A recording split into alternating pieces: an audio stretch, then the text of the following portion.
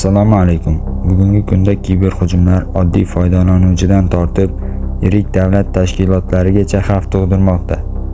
Lekin siz bilasizmi, bu xavflardan himoyalanish faqat texnologiya bilan emas, balki qonunlar va me'yoriy hujjatlar orqali ham amalga oshiriladi.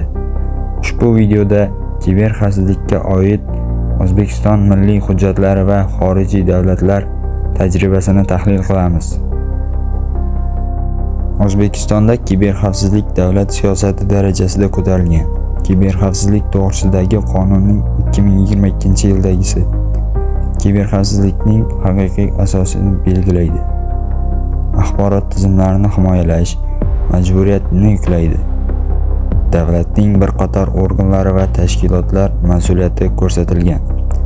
Axborotlashtirish to'g'risidagi qonun axborot resurslari va tizimlarini muhofaza qilish, ruxsatsiz kirish va zararli ta'sirlardan himoyalash, prezident qarorlari va farmonlari, bulardan P4024 axborot xavfsizligini ta'minlash choralari, kiberxavfsizlik markazlari tashkil etilishi, davlat organlarida xavfsizlik talablari joriy etilishi, O'zbekistonda kiberxavfsizlik markazi ochilishi, hodisalar monitoring qilish, davlat tizimlarini himoyalash, kiber insidentlarga tezkor javob berish.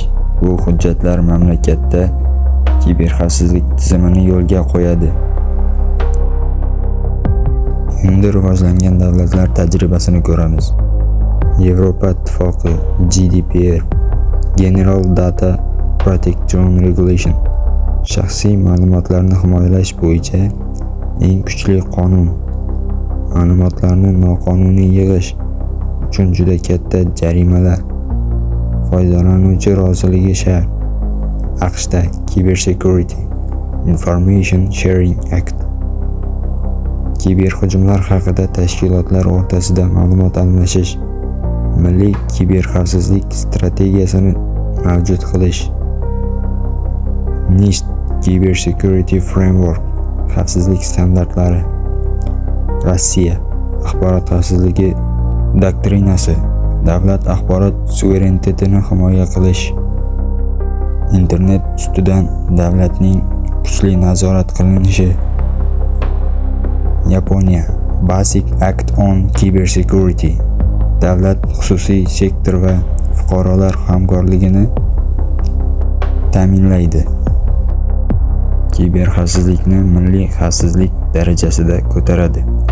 Xorijiy tajriba shuni ko'rsatadiki, kiberxavfsizlik faqat IT masalasi emas, balki milliy xavfsizlik masalasidir.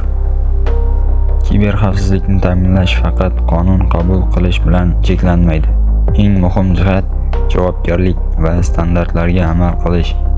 Ko'pgina davlatlarda kiberjinoyatlar uchun jinoiy javobgarlik belgilangan. Ma'lumotlarni o'g'irlash, tizimlarga noqonuniy kirish, zararli dastur tarqatish kabi holatlar og'ir jinoyat sifatida baholanadi. Shu bilan birga tashkilotlar ham katta mas'uliyatga ega. Ular o'z axborot tizimlarini himoyalashi, foydalanuvchi ma'lumotlarini xavfsiz saqlashi va xavfsizlik choralarini muntazam yangilab borishi shart. Bu yerda xalqaro standartlar muhim o'rin tutadi. Masalan, ISO tomonidan ishlab chiqilgan ISO ISE 27001 standarti axborot xavfsizligi boshqaruv tizimini yaratish bo'yicha asosiy yo'riqnoma hisoblanadi. Shuningdek, NIST standartlari ham amaliy xavfsizlik choralarini belgilab beradi. Demak, kuchli kiberxavfsizlik tizimi 3 ta ustunga tayanadi: qonunlar, javobgarlik, xalqaro standartlarga amal qilish. Xulosa qilib aytganda, kiberxavfsizlik bugungi kunda har bir davlat uchun strategik ahamiyatga ega bo'lgan yo'nalishdir.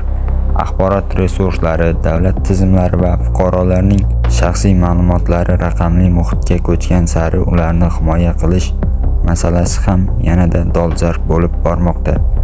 O'zbekistonda so'nggi yillarda kiberxavfsizlikni mustahkamlash bo'yicha muhim qonuniy asoslar yaratildi.